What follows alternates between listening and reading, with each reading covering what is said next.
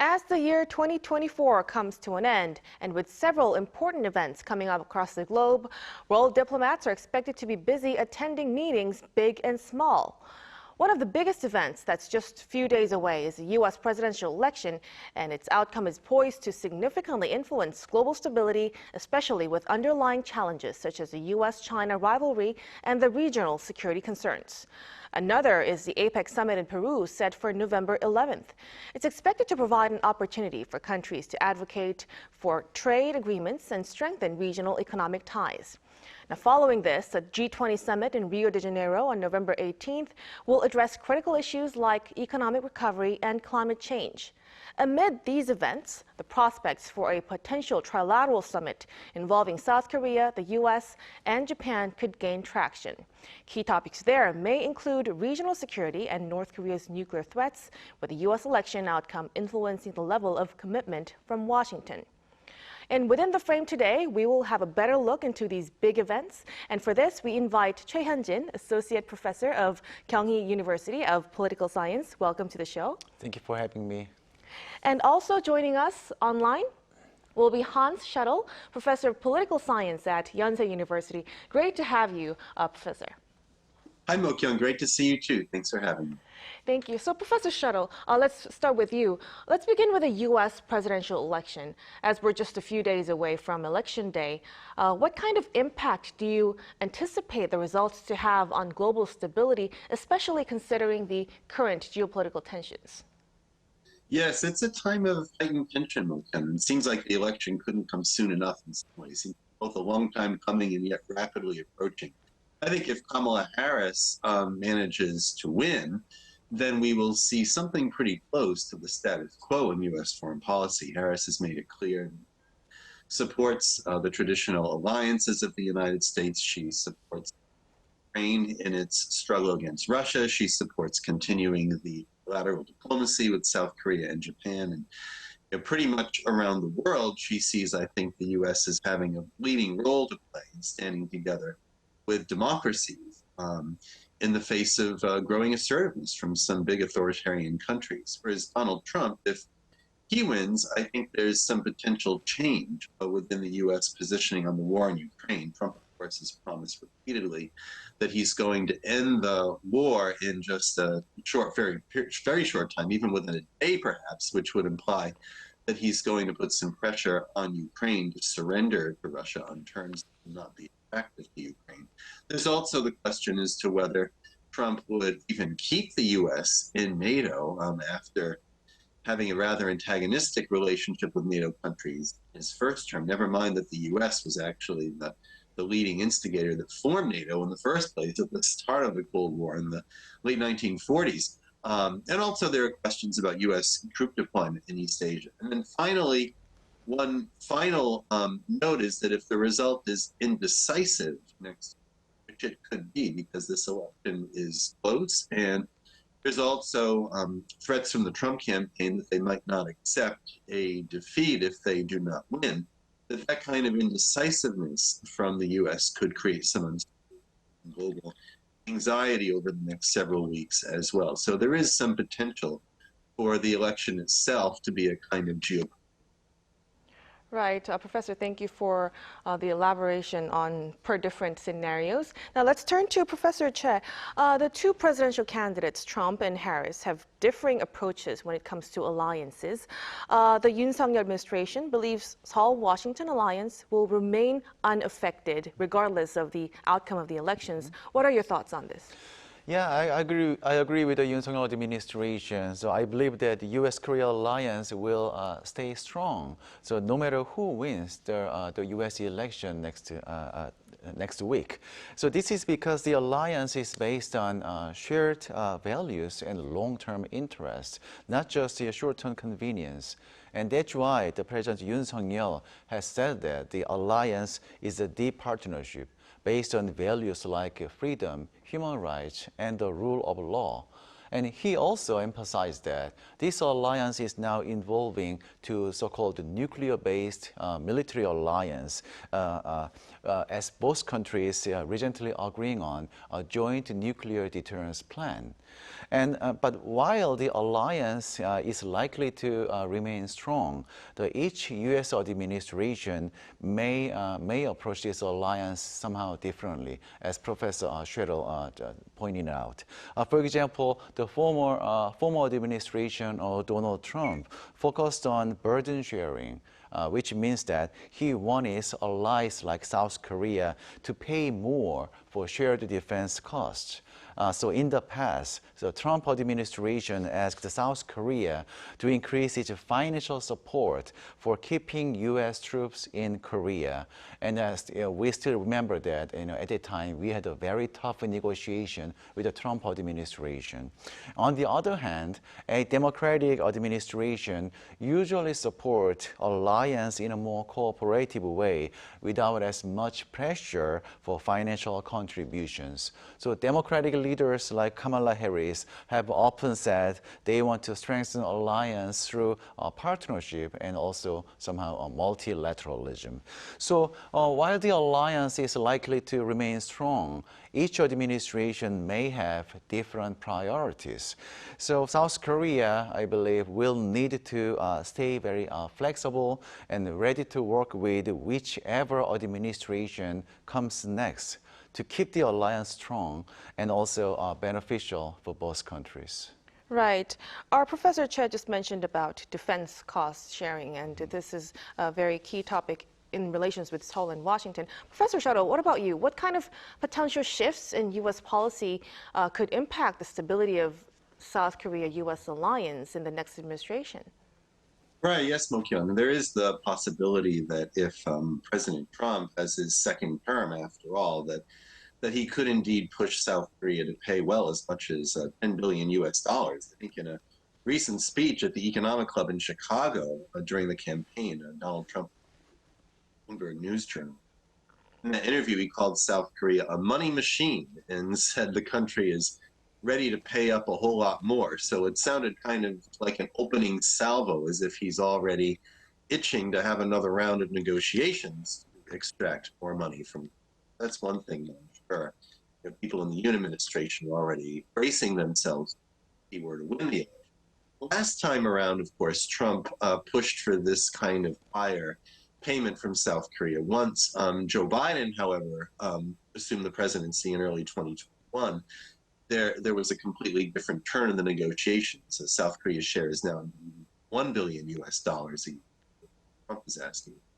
But there's larger questions here as well. First of all, in terms of the trilateral diplomacy that Presidents Biden and Yoon and, of course, Japan's former Prime Minister Fumio Kishida initiated with several summit meetings last year. Of course, Prime Minister Kishida is no longer in office as well, and his replacement from the Liberal Democratic Party, Shigeru Ishiba, has held office now for just 1 month, but has already in that first month suffered an electoral setback where his party no longer has a solid coalition partner that can command a majority in the Japanese parliament. So President Yoon is looking at both partners in the trilateral relationship in a state of flux at the moment. Again, if Harris wins, that will solidify the partnership, I think, going forward, but things could change there.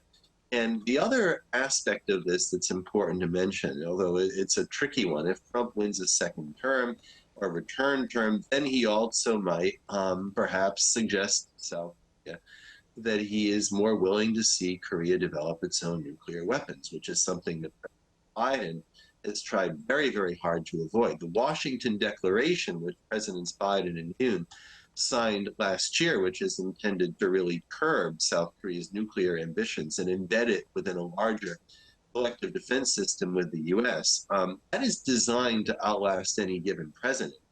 But President Trump is a wild card in so many ways. And if he does take office, if he wins again, that will become very unpredictable. So that is also something. Right. But meanwhile, after this, Professor, the Apec Summit is set to take place in Peru on November 11th. And amid rising nationalism and protectionism globally, what is the significance of this summit at this point?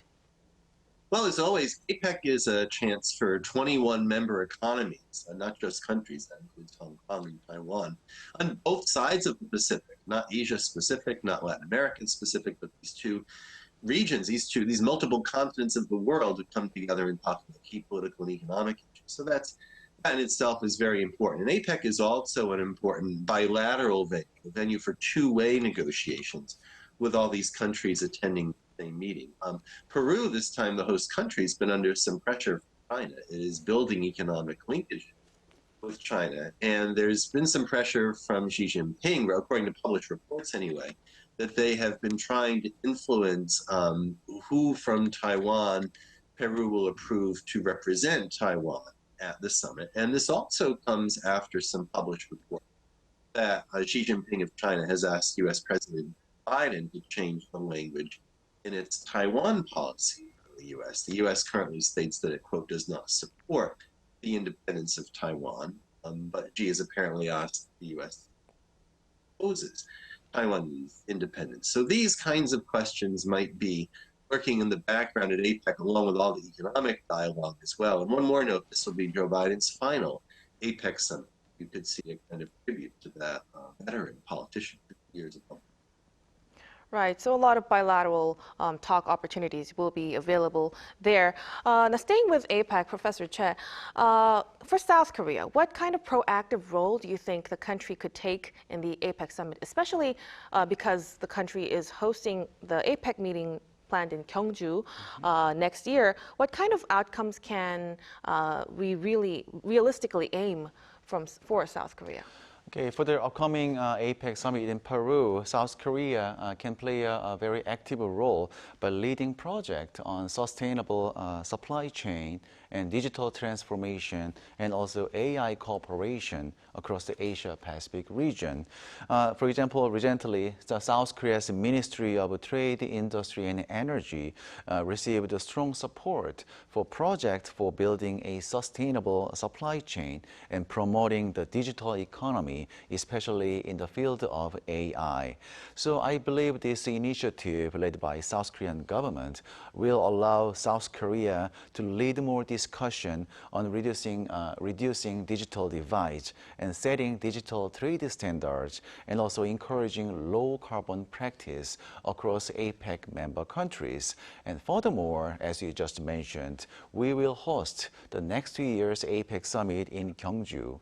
So at this summit, South Korea has a very good opportunity to demonstrate our global leadership. For example, we can strengthen cooperation for green transition and also carbon neutrality by sharing some examples of sustainable supply chain, and also supporting a cooperative approach to climate goals, such as reaching the global carbon neutrality by 2050.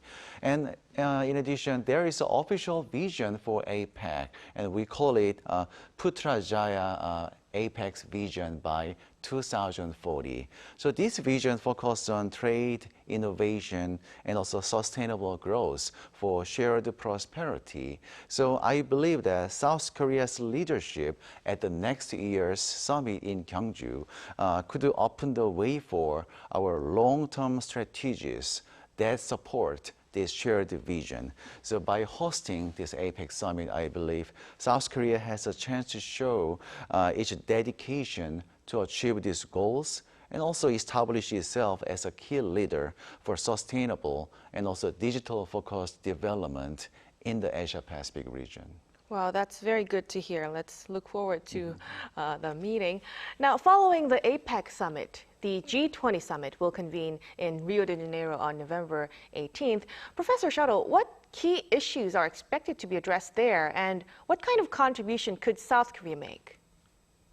Well, that's great. One thing that's interesting, Mo-kyung, about the G20 summit, of course, following APEC, is that the voices of global South countries are increasingly strong at the G20. Of course, we have to follow the the G7 summits every year, which are generally, that's more global north. Those are the biggest industrial powers worldwide, where the G20 takes on a whole wider variety of countries. Brazil, of course, hosting this year. South Africa is going to be hosting the next one in 2025. Indonesia hosted recently as well.